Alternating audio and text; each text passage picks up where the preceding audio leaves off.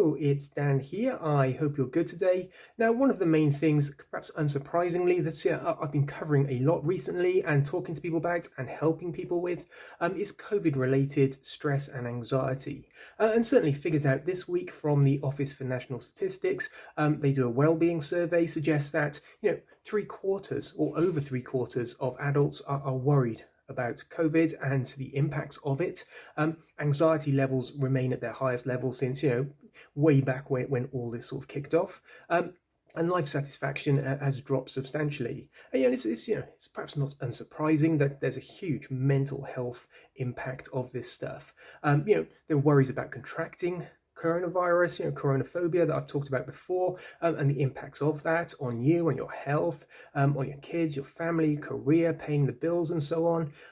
There are impacts on education, whether you'll be made redundant, whether your job's still going to be there, all those kind of things, as well as, like I say, there's the health impact, whether you struggle with health anxiety or whether you're worried about yourself or someone else who's perhaps in a vulnerable category. All those things, they play on our minds, the kind of thoughts, the feelings, but, evidence after evidence shows that mental health has been affected with COVID-related stress and anxiety. But one area that's, I've just come across a new research paper that was out, just this week, starts to look at a different area of life that's been impacted. So like I say, we know there are worries about health, about contracting it, there are worries about career, finances, the kids, what will happen from that. There's the impact of not being able to do all the things we would normally do and social interaction and contact. People, particularly who perhaps used to use socializing as their way of switching off and having a good time and feeling good. Obviously, having to kind of rein that in and in many cases not able to do the stuff that you were doing. And if that was your way of coping with stress and anxiety, obviously that can have an impact in and of itself. But this latest research actually looked at whether COVID-related stress and anxiety, is having an impact on how we kind of view ourselves, on our kind of body image. And certainly body image is something that comes up, quite frequently when I talk to people, whether that's because of low self-esteem and, just kind of judging yourself negatively and feeling kind of, unworthy or not good in yourself. Whether it's around things like people who want to lose weight or take control of their eating habits, kind of, self-critical, beating themselves up, won't look in the mirror, won't be in photographs, have all sorts of sometimes, even unpleasant things that they say to themselves about, how they look and their body image. And certainly it's a factor and something that I help people with, throughout the year. But this particular research paper looked at whether COVID-related stress and anxiety is having an impact on our body image. And what they found from their sample was, in fact, it is. Beyond just normal stress and anxiety, COVID-related stress and anxiety is leading to more of us having a negative body image. And obviously that can be of concern because, it's not nice to be kind of self-critical and to feel bad in that way. It can lead to kind of changes in eating patterns and even eating disorders. It can impact on your self-esteem and your well-being and a whole range of other things that come from, just viewing your body in that negative way. And there are plenty of things we can do to kind of resolve that perception and to help you feel better in yourself.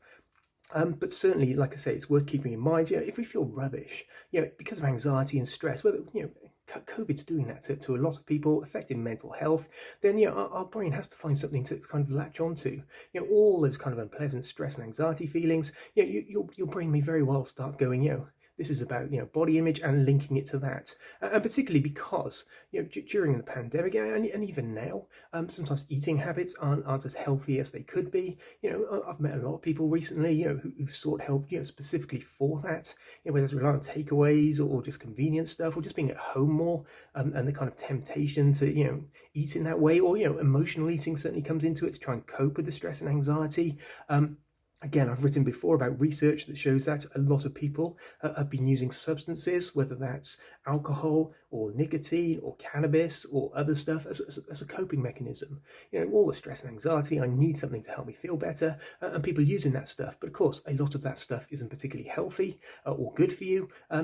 Alcohol's depressant, stress from nicotine, again, all adds to, just not feeling great, feeling unhealthy, feeling kind of bad in yourself, and having that kind of negative body image. And certainly, a lot of people have had more time to think about that stuff. You may be working from from home. There may have been, there'll have been less kind of social interaction and going out and doing that kind of stuff.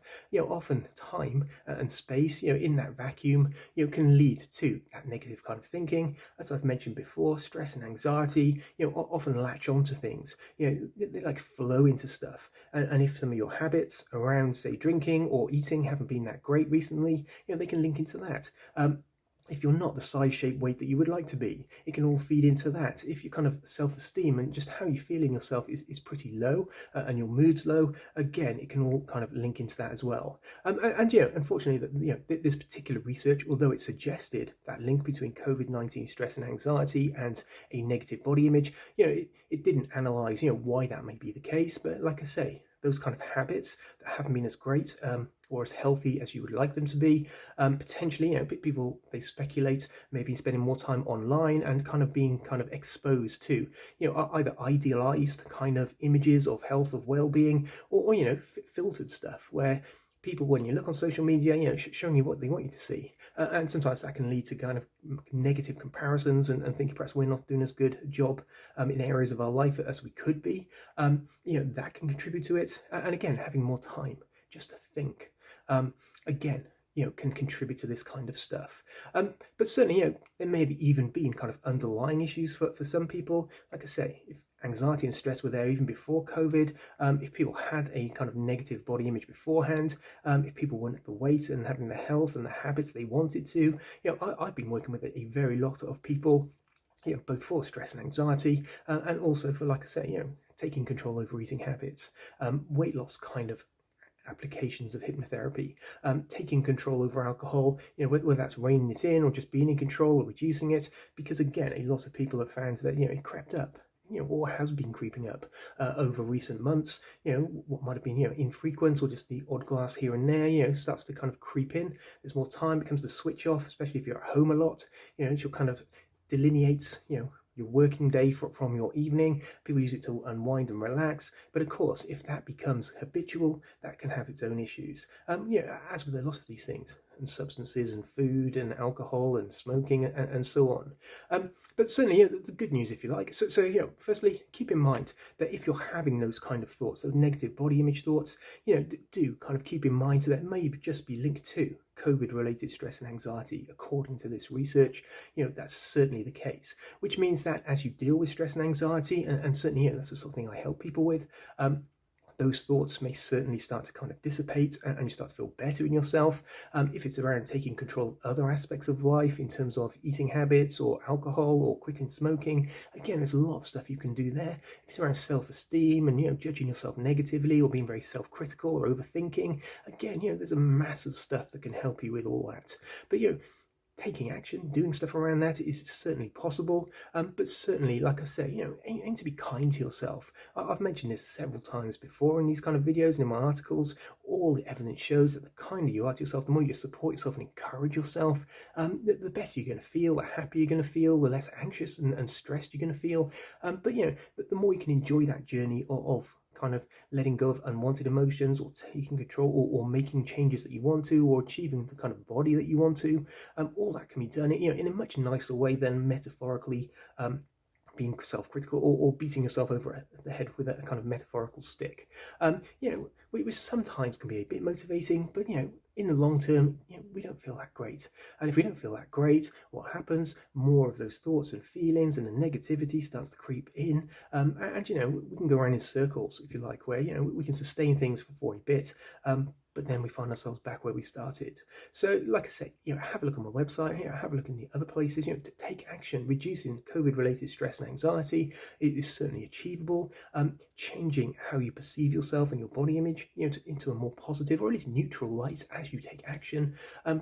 And be aware that if you're having those kind of negative thoughts around your body image, not only can you do stuff around that, but certainly it can be linked to the current climate and environment and COVID-related stress and anxiety, which means that taking action on those, taking positive steps, doing the kind of stuff I've talked about in these videos and in my articles before, will certainly help with that.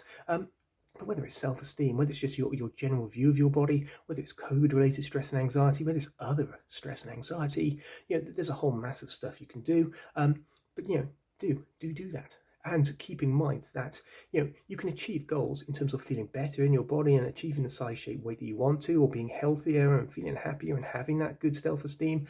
You can achieve that in a positive way, where you enjoy the journey, where you encourage yourself, where you're kind to yourself, where you express that positivity to yourself. A much nicer way to achieve that stuff, and probably makes it much more likely that you will get there.